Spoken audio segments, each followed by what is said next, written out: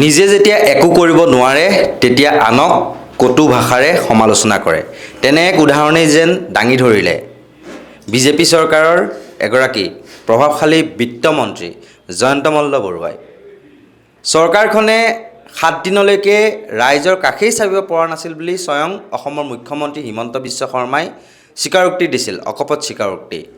আৰু সেই সময়ত যদিহে আমি কাৰো বিশেষকৈ নাম ল'বলৈ নাযাওঁ, তথাপিও বদৰুদ্দিন আজমলেই হওক বা অন্যান্য যিসকল লোকেই হওক, জাতি ধৰ্ম বৰ্ণ নিৰ্বিশেষে চৰকাৰৰ সহায়ৰ প্ৰতি বাট নাচায় নিজৰ একান্ত প্ৰচেষ্টাৰে ৰাইজক চাৰিওদিশৰ পৰা সেয়া লাগিলে উদ্ধাৰেই হওক, সেয়া লাগিলে খাদ্য সামগ্ৰী যোগানেই হওক, সেয়া লাগিলে চিকিৎসাৰ দিশতেই হওক, সকলো ক্ষেত্ৰতে বা ঘৰ বনাই দিয়াৰ ক্ষেত্ৰতেই হওক, সকলোৱে হাতে হাত ধৰি উজান দিলে।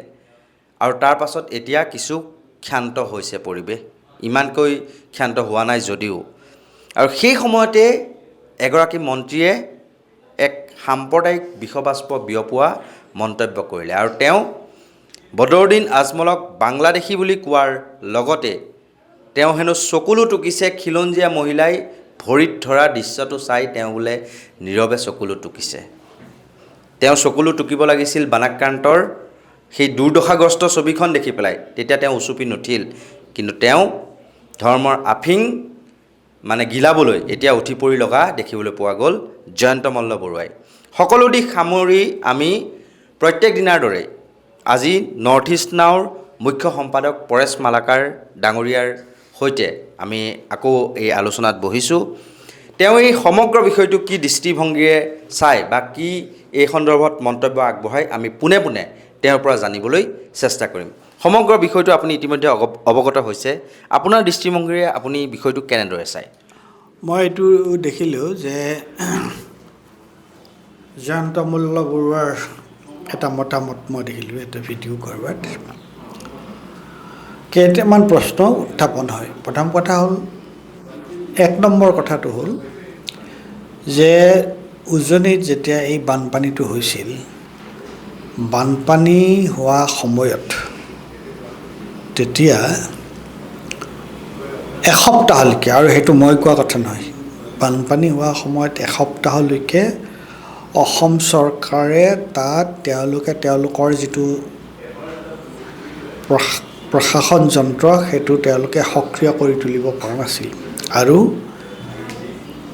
বানত যিসকল লোক আক্ৰান্ত হৈছিল সেই লোকসকলৰ কি অৱস্থা হৈছিল আমি সকলোৱে গম পাওঁ। আনকি তেতিয়া আমি কি অৱস্থা হৈছিল সেইটোও ভালকৈ গম পোৱা নাছিলোঁ, কাৰণ তাৰ বাতৰিয়ে আহি পোৱা নাছিল।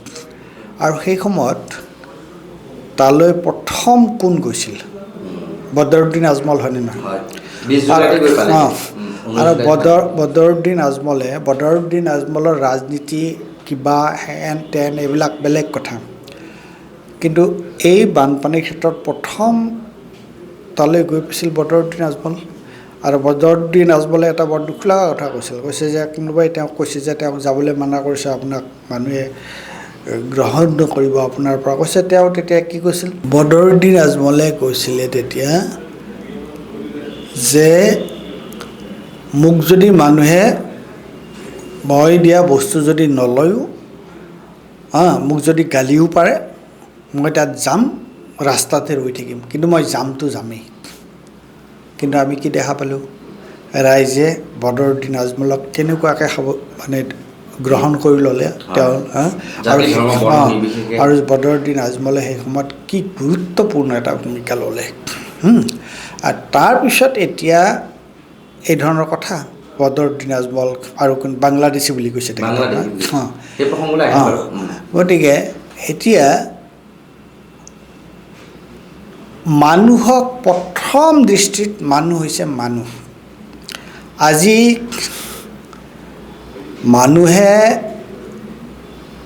মানুহক যেতিয়া মানুহ বুলি ধৰা যায় নহয়, এতিয়া হিমন্ত বিশ্বৰ ভৰি চুই কোনোবাই সেৱা কৰে নে নকৰে? কৰেনে?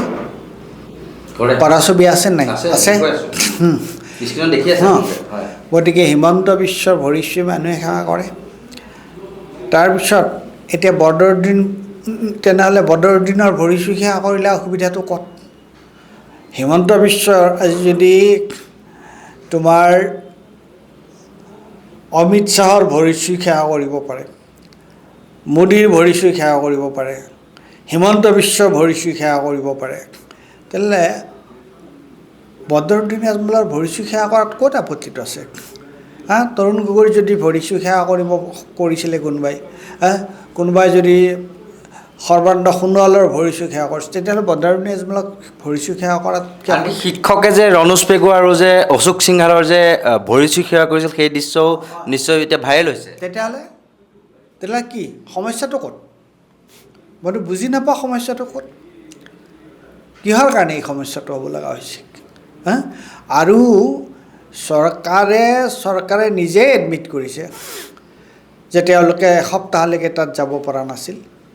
সেইটোতো কোনো অৰ্থ নাই নহয়। এই ধৰণৰ ৰাজনৈতিক উদ্দেশ্যত এই ধৰণৰ প্ৰচাৰ চলোৱা, এই ধৰণৰ মানে ঘৰিয়ালৰ চকু পানী টকা। তেন্তে মন্ত্ৰীগৰাকীয়ে যদি প্ৰয়োজন নাছিলে, এতিয়া কিহৰ কাৰণে তেওঁ ধৰি লওক এনেকুৱা ধৰণৰ ঘৰিয়ালৰ চকু পানী টুকিলে, বা এক সাম্প্ৰদায়িক ৰাজনীতিৰ দিশে বস্তুটো আকৌ নিবলৈ বিচাৰিছে নেকি? তেওঁলোক নিজে যিহেতু বিফল হ'ল, কি ক'ব এই ক্ষেত্ৰত? সেইটোৱেইতো সাম্প্ৰদায়িক ৰাজনীতি। কাৰণ যেতিয়া দেখিছে যে বদৰুদ্দিন আজমল ইমান জনপ্ৰিয় হৈ গৈছে উজনিত, ইয়াৰ আগৰবাৰ নিৰ্বাচনত বদৰুদ্দিন আজমলক গালি পাৰিয়ে হিমন্ত বিশ্ব শৰ্মা তোমাৰ জয়ী হোৱা নাছিলে জানো, তেওঁলোক মিয়াখেদা কথাটো কৈ পেলাই। গতিকে এতিয়া যেতিয়া দেখিলে, আৰু অকল সেইটোৱে নহয়, দুটা কথা মই লক্ষ্য কৰিছোঁ। চোৱা, বিজেপিৰ সম্পূৰ্ণ ৰাজনীতিটোৰ কিহৰ ওপৰত বৰ্তি আছে? বিজেপিৰ সম্পূৰ্ণ ৰাজনীতিটো বৰ্তি আছে দুটা কথাৰ। এটা হৈছে বিভাজন, 1 নম্বৰ, আৰু 2 নম্বৰ হৈছে সম্পদৰ শোষণ, সম্পদৰ শোষণ। এই বাহিৰৰ পৰা অহা তোমাৰ পুঁজিপতি উদ্যোগিক সম্পদ গোটেই দি দিয়া, আৰু সাধাৰণ মানুহক তুমি 1200 টকা দিয়া, 1500 টকা দিয়া, কিবা দিয়া, ইলেকশ্যনৰ আগে টোপ দিয়া। সেইটো একফালে হৈছে তেওঁলোকৰ বিভাজন, হিন্দু মুছলমান বিভাজন, অন্যফালে হৈছে সেয়া। আৰু যেতিয়াই কিবা এটা অসমত এটা সংকট উপস্থিত হৈছে, তেতিয়া আমি এটা বস্তু দেখা পাইছোঁ যে এই বিভাজনৰ ৰাজনীতিটো নচলে। যেতিয়া জুবিন গাৰ্গৰ মৃত্যু হৈছিলে, তেতিয়া এই হিন্দু মুছলমান বিভাজনৰ ৰাজনীতিটো চলা নাছিল, হয় নাই? আৰু যেতিয়া হিন্দু মুছলমানৰ বিভাজনৰ ৰাজনীতিটো নচলে, তেতিয়াই হিমন্ত বিশ্ব শৰ্মা বা এই তোমাৰ বিজেপি তেওঁলোক খলঠেকত পৰে, আৰু তেতিয়াই তেওঁলোকৰ সমস্যা হয়, গম পাইছা? আৰু এতিয়া বানপানীৰ সময়ত সকলো এক হৈছে, সেইটোৱে নিয়ম। হিন্দু মুছলমান সকলো জনজাতি চব লগ লাগি চব একেলগে লগ হৈ তোমাৰ বানপানীৰ সময়ত কি হয়, পশুৰ মাজত সেইটো হয় যে এটা য'ত বাঘে তোমাৰ অন্য হৰিণাক আক্ৰমণ কৰে, অমুকক আক্ৰমণ কৰে, যেতিয়া বানপানী হয় ওখ ঠাইত সকলোৱে একেলগে আশ্ৰয় লৈ থাকে, নাখায়। তেনেকুৱা কাহিনী আমি শুনিছোঁ নহয়। গতিকে এতিয়া বৰ্তমান অসমত সেইটো অৱস্থা হৈছে, আৰু সেই অৱস্থাটো তেওঁলোকে মানে এই হিন্দু মুছলমানৰ ৰাজনীতি কৰিব নাপালে তেওঁলোকৰ শান্তি নহয়। যেতিয়াই চান্সটো পায়, কিবা এটা সুবিধা এটা পালে, তেতিয়া হিন্দু মুছলমানৰ ৰাজনীতি। এই কথাটো সঁচা হয়নে নহয়? আজি তাহাঁতে তোমাৰ এতিয়া এই জেনজিৰ দিল্লীত হোৱা আন্দোলনটো সন্দৰ্ভত তেওঁলোক কিয় তেতিয়া তাত হিন্দু মুছলমান কৰিব পৰা নাই? বিভাজনৰ ৰাজনীতি য'তেই কৰিব নোৱাৰে, বিভাজনৰ ৰাজনীতি কৰিব নোৱাৰিলে তেওঁলোক ব্যৰ্থ হয়, আৰু সেইকাৰণে সদায় বিভাজনৰ ৰাজনীতি কৰিবৰ কাৰণে তেওঁলোকে চেষ্টা কৰে। আৰু সেই বস্তুটোৱে এই বানপানীটোৱে আমাক সেইটো কৰিবলৈ, বানপানীৰ সময়ত তেওঁলোকে সেইটো কৰিব পৰা নাছিল, আৰু অকণমান পৰিস্থিতিটো খাম কাটিছে কাৰণে তেওঁলোকে সেইটো লৈছে। এতিয়া যে বদৰুদ্দিন আজমলক যে বাংলাদেশী বুলি কৈছে, প্ৰকৃততে তেওঁ জানো বাংলাদেশী হয়, বা আপুনি এই বিষয়টো কি দৃষ্টিভংগীৰে চায়? সেইটো চোৱা, প্ৰথম কথাটো হৈছে আচলতে মানুহে মানে কি ক'ম, মোৰ এইটো তাৰ ক'ব লগা বিশেষ নায়েই। বদৰুদ্দিন আজমল এতিয়া MLA হয়নে? হয়, সাংসদ আছিলেনে? আছিলে। গতিকে বদৰুদ্দিন আজমল যদি বাংলাদেশী তেওঁ কেনেকুৱাকৈ সাংসদ হ'ব পাৰিছিল, তেওঁ কেনেকুৱাকৈ তোমাৰ MLA হ'ব পাৰিলে, তেওঁলোকে অলপ পঢ়া শুনা কৰাৰ প্ৰয়োজন আছে। যে আজি অসমত বদৰুদ্দিন আজমলে তুমি মই যেনেকৈ অসমীয়া ভাষা কওঁ, বদৰুদ্দিন আজমলে তেনেকৈ অসমীয়া ভাষা নকয়। কিয়নো বদৰুদ্দিন আজমল যিখন ঠাইৰ পৰা আহিছে, শিলচৰ কাছাৰ, তাত তেওঁলোকে এই যিটো বঙালী আৰু কাছাৰী এই ভাষাটো তেওঁলোকৰ শিলচৰীয়া কাছাৰী বুলি শিলচৰীয়া কাছাৰী, এই শিলচৰীয়া কাছাৰী ভাষা তেওঁলোকে কয়।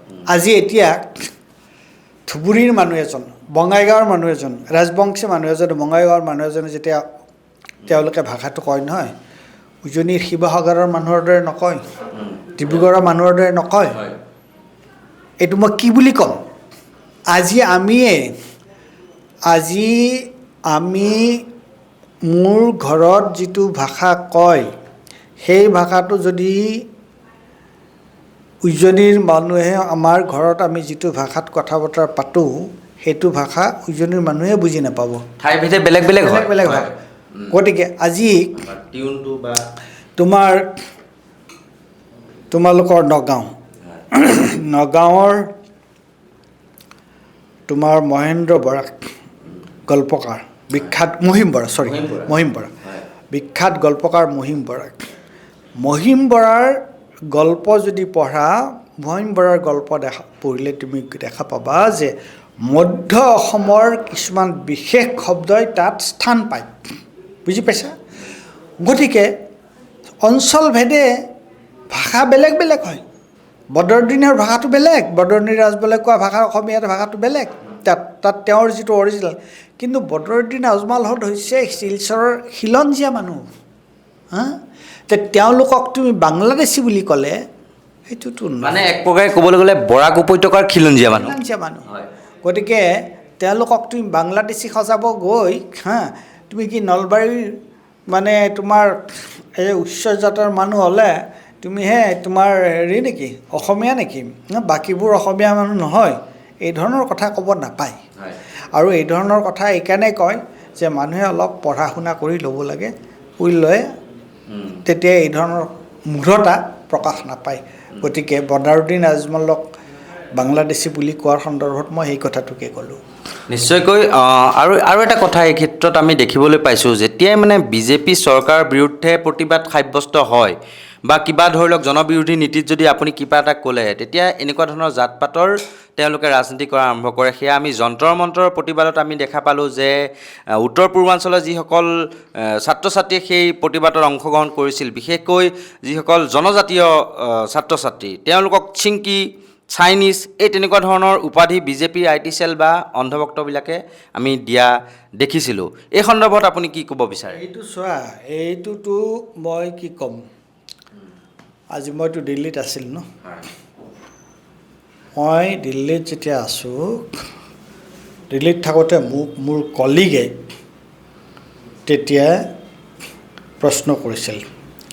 নেশ্যনেল বুক ট্ৰাষ্টত কাম কৰি থাকোঁতে মোৰ কলিগ, মোৰ সহকৰ্মী সতীৰ্থ, তেওঁলোকে মোক প্ৰশ্ন যে আপোনাৰ মুখৰ চেহেৰাটো, আৰু সেই সময়ত অসমৰ মুখ্যমন্ত্ৰী আছিল হিতেশ্বৰ শইকীয়া, যে হিতেশ্বৰ শইকীয়াৰ চেহেৰাটো আৰু আপোনাৰ মুখৰ চেহেৰাটো দেখোন বেলেগ বেলেগ, গম পাইছেনে? গতিকে প্ৰশ্নটো হ'ল, তেওঁলোকে ভাবে যে মানে তেওঁলোকে এই উত্তৰ পূৰ্বাঞ্চলত থকা যিবোৰ ল'ৰা ছোৱালী, যিবোৰ মানুহ, সেইবিলাকৰ তেওঁলোকৰ যিটো মুখাৱয়ব, এই মুখাৱয়বটোক তেওঁলোকে ধৰিব নোৱাৰে যে ভাৰতবৰ্ষৰ মিজোৰাম, অৰুণাচল প্ৰদেশ, অসম, তোমাৰ ত্ৰিপুৰা, এই যে ইয়াত যিখন বেলেগ বেলেগ নাগালেণ্ড এইবিলাক যে আছে, তাৰ মানুহ প্ৰত্যেকটোৰ তাৰ যিটো নৃগোষ্ঠীয়তাৰ যিটো অৰিজিনটো কি, সেইটো তেওঁলোকে বুজি নাপায়। এইবোৰ লগ লাগিয়ে আমি নৰ্থ ইষ্ট, আৰু সেই সময়ত এই নৰ্থ ইষ্টৰ মানুহে, নৰ্থ ইষ্টৰ ল'ৰা ছোৱালী দিল্লীত থাকে, তেওঁলোকক অত্যাচাৰ কৰি তেওঁলোকক চাইনিজ চিংকি বুলি কয়, তাত প্ৰতিবাদ কৰিছিলে তোমাৰ এই যন্তৰ মন্ত্ৰত। তাৰ কাৰণে তোমাৰ আমাৰ পূৰ্বৰ প্ৰশাসনীয় বিষয়া তেখেত অসম চৰকাৰৰ তেওঁ হোম কমিশ্যনাৰ আছিল MP বেজবৰুৱা, মদন প্ৰসাদ বেজবৰুৱা। তেওঁ তোমাৰ কেন্দ্ৰীয় চৰকাৰৰ পৰিবহণ সচিব আছিল, তেওঁ পৰ্যটন টুৰিজিমৰ তেওঁ সচিব আছিল।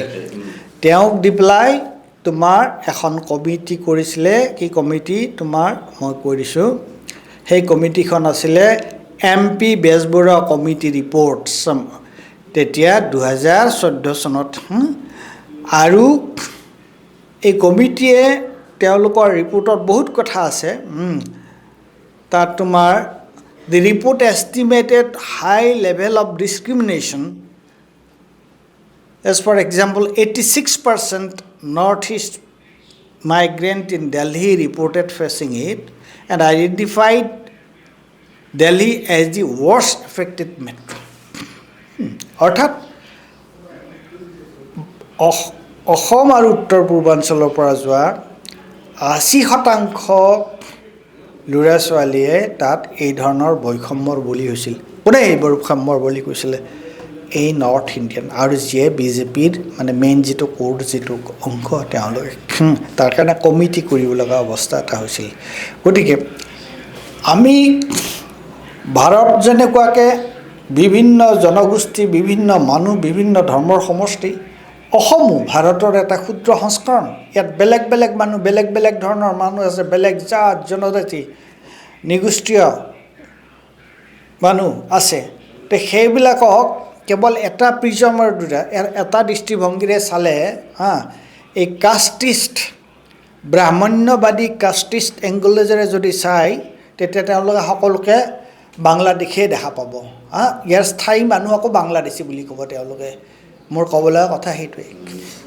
নিশ্চয়কৈ এগৰাকী যিহেতু দায়িত্বশীল মন্ত্ৰী হয়, দায়িত্বশীল পদত থকা মন্ত্ৰী, বিত্তমন্ত্ৰীৰ দৰে তেওঁ পদত আছে, গতিকে নিশ্চয়কৈ এনেকুৱা ধৰণৰ ৰাজনীতি কৰিবলৈ গৈ ভুৱা তথ্যৰে, ভুৱা কথাৰে মানুহৰ মন বিচলিত কৰিব নালাগে। মানুহ ইমান বুৰ্বক নহয় আজিৰ দিনত।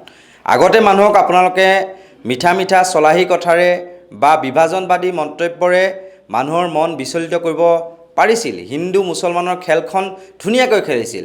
কিন্তু এতিয়া মানুহ ইমান বুৰ্বক হৈ থকা নাই। আপুনি এবাৰ পাৰিলে যেতিয়া আপুনি এই মন্তব্য কৰিছিল বা সেই মন্তব্য যেতিয়া বিভিন্ন সংবাদ মাধ্যমে প্ৰচাৰ কৰিছিল হুবহু আকাৰত, তেতিয়া আপুনি তাৰ তলৰ কমেণ্টবিলাক চাবচোন।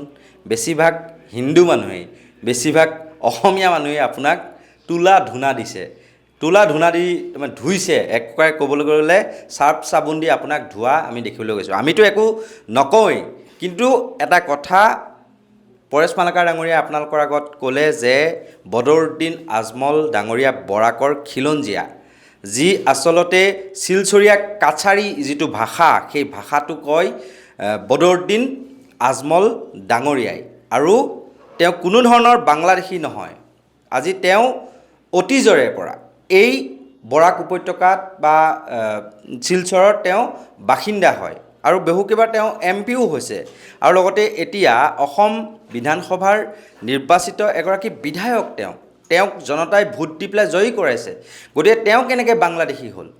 আৰু এতিয়া আপুনি তেওঁক ভৰি চুই সেৱা কৰাৰ কাৰণে সেই অচিলা লৈ আজি অসমীয়া মানুহৰ এটা পৰম্পৰা আছে, জ্যেষ্ঠজন বা বয়োজ্যেষ্ঠ কোনো লোকক দেখিলে জাতি ধৰ্ম বৰ্ণ নিৰ্বিশেষে ভৰিত ধৰি সেৱা কৰে। কিন্তু বদৰুদ্দিন আজমলে সিদিনাখন এটা মন্তব্য কৰিছে যে মই বাৰে প্ৰতি মানা কৰি আছিলোঁ সেই লোকসকলক, সেই মহিলাসকলক নুচুবি নাপায় ভৰি, কাৰণ মুছলমানত সেই নিয়ম নাই। মুছলমানত ধৰ্মত ভৰি চুই সেৱা কৰিব নাপায়। আৰু সেই কথা বুজোৱাৰ পিছতো যিহেতু আমাৰ অসমীয়া সমাজৰ এটা পৰম্পৰা আছে ভৰি চুই সেৱা কৰাটো, আজি হিমন্ত বিশ্ব শৰ্মাকো বহুকেইগৰাকী মহিলাই ভৰিত চুই সেৱা কৰে। আজি অমিত শ্বাহৰ ভৰি চুই কোনে সেৱা কৰে? হিমন্ত বিশ্ব শৰ্মাই নহয় জানো? নৰেন্দ্ৰ মোদীৰ ভৰি চুই কোনে সেৱা কৰে? হিমন্ত বিশ্ব শৰ্মাই নহয় জানো? অতীজতে তৰুণ গগৈৰ ভৰি কোনে চুইছিল? হিমন্ত বিশ্ব শৰ্মাই নহয় জানো? ভৰি চোৱাটো যেনেকৈ এটা পৰম্পৰা, বয়োজ্যেষ্ঠজনক বা জ্যেষ্ঠজনক সৰুৱে সন্মান জনাই পেলাই, সেই হিচাপত আপুনি নাচাই আপুনি এতিয়া ঘৰিয়ালৰ চকু পানী টুকি পেলাই ৰাইজৰ ককৰ্থনাৰ সন্মুখীন আপুনি নিজেই হ'বলগীয়া হৈছে। আৰু ইয়াৰ লগে লগে আমাৰ যি এই বিশেষ অনুষ্ঠান তাৰ পৰা মই কল্পজ্যোতি শইকীয়া আৰু পৰেশ মালাকাৰ ডাঙৰীয়া বিদায় লৈছোঁ। এনেকুৱা ধৰণৰ সত্য নিৰপেক্ষ নিৰ্ভীক বিশ্লেষণৰ বাবে আপোনালোকে চাই থাকিব নৰ্থ ইষ্ট নাও। ধন্যবাদ।